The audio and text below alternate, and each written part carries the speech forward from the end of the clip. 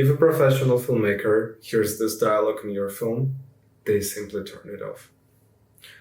Today, I want to talk in my second podcast on the topic of why dialogue is mostly unnecessary in your film and why you should review your script once again and probably cross the most of the lines you have there. My name is Matvey. I do films since 8 years, and after winning a couple of festivals and working on more than 100 different scripts, I want to share with you one simple thing. I noticed that for so many filmmakers, and especially young filmmakers or aspiring filmmakers, dialogues lately becoming to something mandatory, to something that seems necessary. Meanwhile, it is total cliche. I felt like I'm meeting the people who are not seeing how many possibilities they have to avoid the dialogues and how actually it is important, especially in such a fast-growing industry. I will bring you one simple story, and that is very personal to me and also so much connected to my childhood. Since I was like this size, I noticed that in my dreams I didn't see people talking. I basically, waking up every new day, didn't remember anyone having any speech to others in my dreams, and it was never wrong to me. I just took it as something special, as something probably unique, and I started walking around, talking to others people, ask others what do they think about it and if it's different in their cases, and in the most cases it was actually absolutely different. But why are actually these dreams came up to be such a big ground for inspiration and for film? Because they were talking to me in a visual language, not in verbal. And here's the core difference. Let's imagine that we're getting a script. We're getting a script ready, whoever this script belongs to, and we see a lot of pages.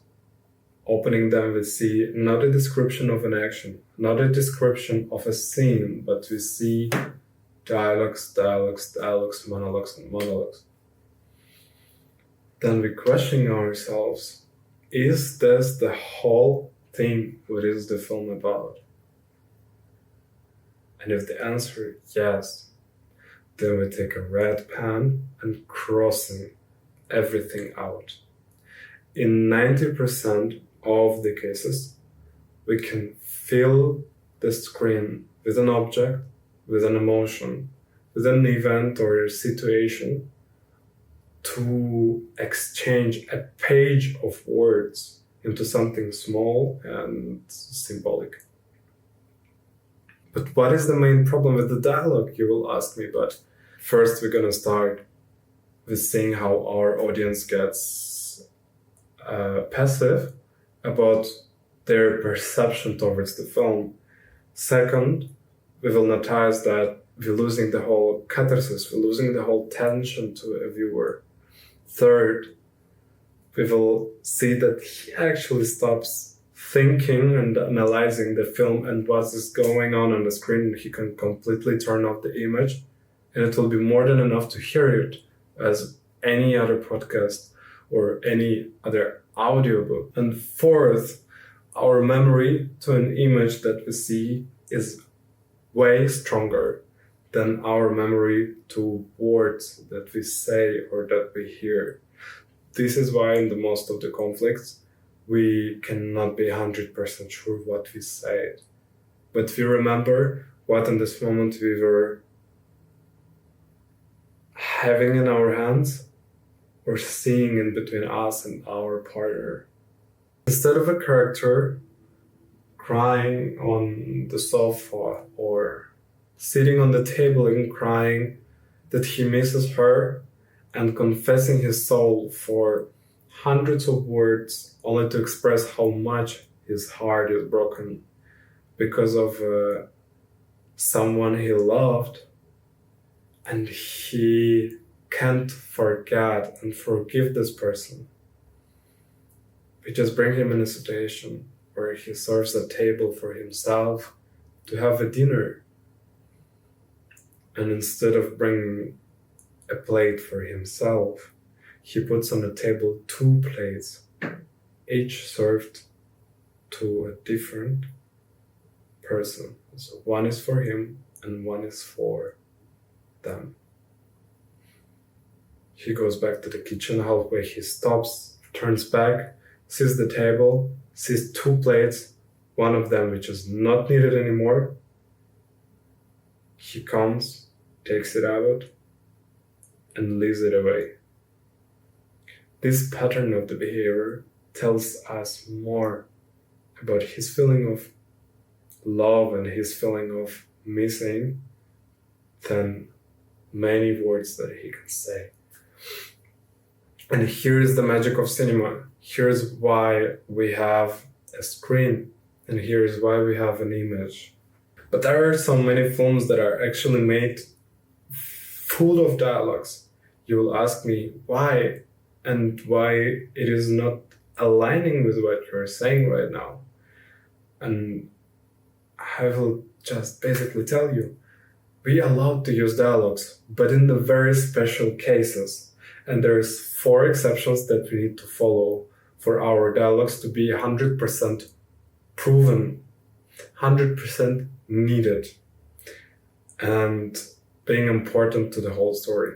First, we need dialogues when our characters are explaining the rules of the world. They are explaining how the rules of the game they are in are actually built, what they have to do to reach a goal, or what they have to do to survive from a dangerous circumstances. The second thing, we need dialogues in the film that are actually built on character being in the inner conflict with himself, and where the dialogue or the monologue from a character becomes a core and essential thing in the story. For example, already 4 years ago, I made a film which is 6 minutes of a character talking towards the camera, because behind the camera sits a partner with whom they met together on a dinner, and she wants to break out from this place and wants to express her pain. She confesses her soul, she confesses her emotions, and then she leaves. And when I premiered this film, I came to the stage of a cinema and I saw a couple of first rows standing there in this hall, and I saw that it made people cry. And why did it happen like this? Just basically because it is a heartbreaking monologue that is directed to an audience, and which is also a core of the film. In this concept and in this idea, I could have not avoided it. Let's go next. The third situation where you need a dialogue is where your character is lying. I don't think I need to explain here something deeper about it, because it is pretty clear and obvious. If you want him to lie, you should let him talk about it. And the last situation is when you bring a humor to your film, to your story, and obviously we know a lot of comedies, and we never remember that they are built without characters talking. Last time when it was, probably before cinema got sound. Actually, one more moment when we saw humor on the screen, it was when we were watching Tom and Jerry. But anyways, it will not deny that you are free to use dialogue when you want to bring humor to the screen. So, right now, I want you to come back to your last script, take a look at it, take a look at the amount of pages, take a look at the amount of information that you actually bring to the screen. And if you see that you can exchange a dialogue of one of your characters into a situation where you bring him or into interaction with other or into an object or into an emotion that you can express in any visual way, I respect you because you actually use cinema as a visual art and not as literature.